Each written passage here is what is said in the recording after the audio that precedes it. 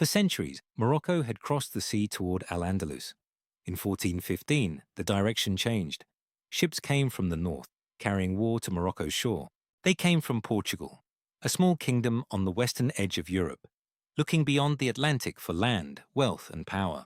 Their target was Ceuta, the fortified port at the mouth of the strait, where Africa almost touches Iberia, and where trade and armies passed between two seas. On August 21, 1415, a great Portuguese fleet appeared before the city. King John I had come in person, with his sons beside him. Among them was a young prince history would remember as Henry the Navigator. Ceuta's defenders had seen the fleet struggle in rough waters, then seemed to withdraw. Their guard fell. It was the decisive mistake. At dawn, the Portuguese attacked. Before the day was over, after centuries under Muslim rule, Ceuta had fallen. This was more than the capture of a city.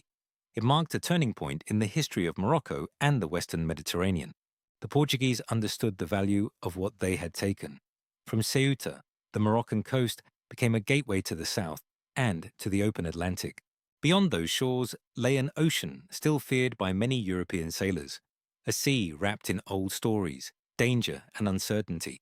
From Ceuta, Henry began sending ships farther down the African coast. Voyage after voyage, the unknown world moved closer.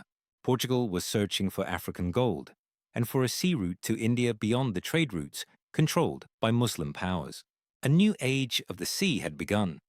What would later be called the Portuguese discoveries took momentum from a Moroccan shore.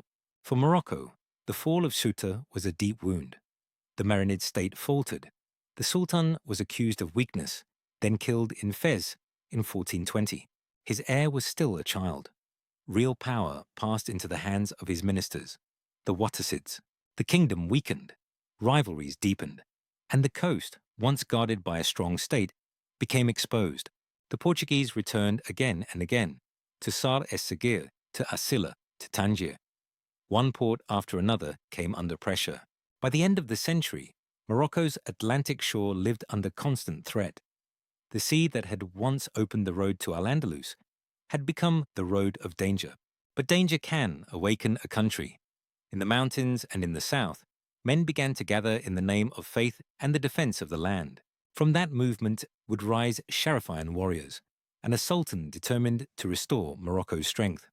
That story comes next.